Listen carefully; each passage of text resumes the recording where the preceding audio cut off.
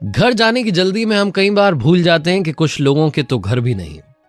94.3 my FM से मैं हूं आरजे कार्तिक। एक बार की बात है, एक बहुत ही अमीर इंसान अपने ऑफिस से निकला और महंगी कार से ड्राइव करते हुए थोड़ा सा आगे बढ़ा ही था कि उसने देखा कि गाड़ियों के बीच में से एक बच्चा दौड़ता हुआ निकल रहा है। उस बच्चे को देख ही रहा था, इसी बीच में एक ईंट आकर के जोर से उसकी कार पर पड़ती है।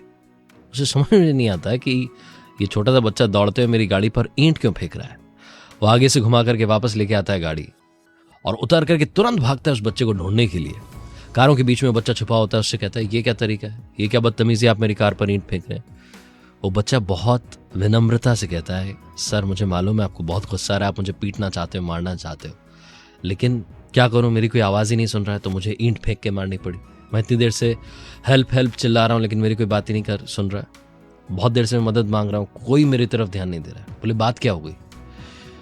तो उस छोटे से बच्चे ने कहा कि सर मेरा भाई अब से थोड़ी देर पहले एक बाइक वाला उसे टक्कर मार के चला गया, उसका खून बह रहा है, वो इतना भारी कि मैं उसे उठा करके सड़क तक भी नहीं ला पा रहा हूं। मैंने जैसे तैसे उसे साइड किया है, उसको मैं दिखा नहीं पा रहा हूं, लोगों को बता नहीं पा रहा हूं कि इसकी मदद कीजिए, मेरी मदद कीजिए। कोई मेरी बात नहीं सुन रहा, इसीलिए मुझे ईंट फेंक करके आपकी कार पर मारनी पड़ी।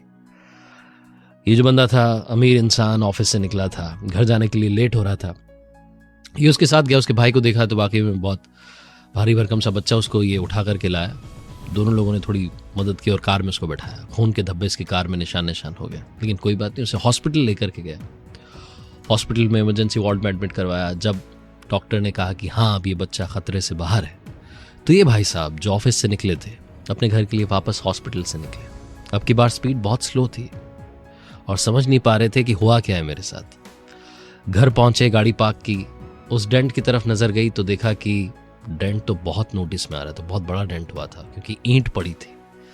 लेकिन इन्होंने सोचा कि अब इसको रिपेयर नहीं कराऊंगा, क्योंकि ये डेंट मुझे बार बार जिंदगी में बताता रहेगा कि इतने भी कठोर मत हो जाओ कि जिंदगी को ईंट फेंक के याद दिलाना पड़े कि कोई आपकी मदद के लिए इंतजार कर रहा है। जिंदगी आपसे कम्युनिकेट करना चाहती है, आपके कानों में विस्पर करती है, लेकिन हम कई बार नोटिस नहीं करते, फिर जिंदगी में वो ईंटें आने लगती हैं।